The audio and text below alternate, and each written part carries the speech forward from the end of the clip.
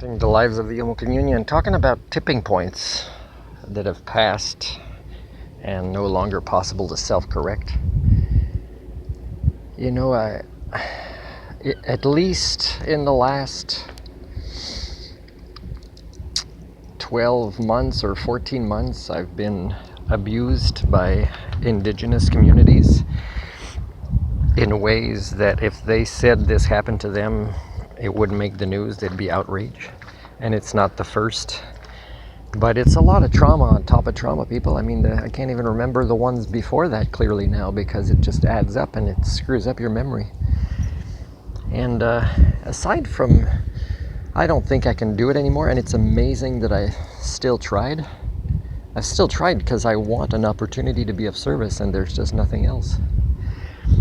But I think also I don't want to be by the water anymore because the way people act, right? The way people park and don't care about each other. I mean, don't wash their hands and go straight to the restaurant where they'll be touching, the salt and pepper and vinegar and everything that everybody else will. And how, the staff can't be found in the office to get tokens for showering, and how, the old lady there that feeds the cats beside the trailer of the search and rescue.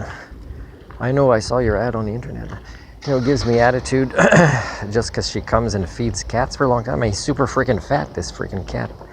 You're kind of making him unhealthy.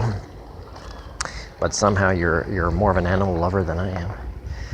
It's too late. But here's what I notice of why the norm usually gangs up together to do the oppression of me, whether they're indigenous or non-indigenous, over the years. And it's related to the conversations that they don't want to have, that they're afraid to have, that they're incapable of having, that they prevent their kids from knowing about.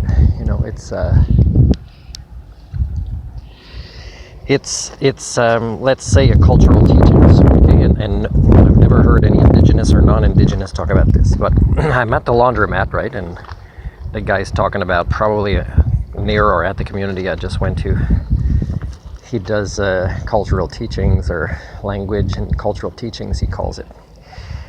So when one guy is Vietnamese, he uses his phone, he's walking towards me to show what the translation is. He's looking for detergent. I said I had just returned mine in my vehicle and I was folding.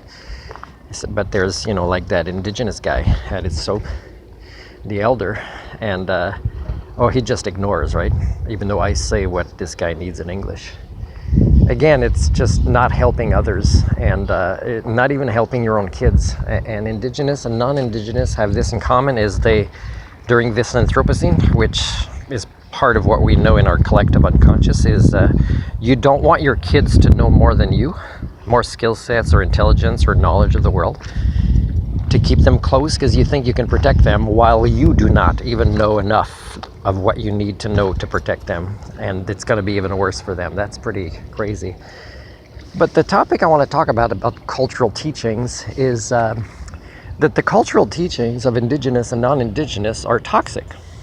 And I'm not talking about, how to fish or jar your fish, often too much salt, or often with a diet that makes a lot of people overweight. There's also a laziness and an overconsumption which makes them overweight, and also the choice of what they eat. On top of that, they'll eat a lot of junk food. So, that's not healthy. But I'm not talking about weaving or art or stories or language. The cultural teachings is to play the role of victim longer, and to victimize others, and also to victimize each other.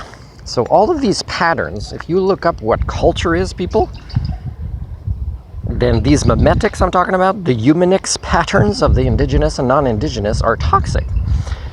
And when I asked, last community I was, that I wanted to learn, I wanted to participate in this arts craft project you got going on for this event coming up, that the person didn't show up or forgot to get back to me, and even then it just didn't really do anything when I was there. So even the things that for me don't fall under anything unique, because every culture does some form of art and has a language and has stories, so there's nothing for me to be like, oh wow, this is amazing. What a great privilege. Now I have more to teach you and your kids than you have to teach me, and that you're capable of teaching your kids.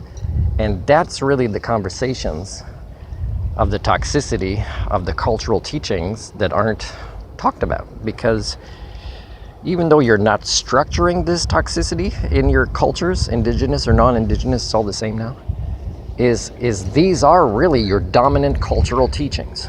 And even if you do a big celebration where there'll be booth and you'll show a couple of different things, it's really your cultural teachings is the majority of your behaviors, which are toxic, not just against non-indigenous that we're trying to help you, and I'm not the only victim, against each other, against other indigenous communities, and really against your own children and their chance to get out of these cycles.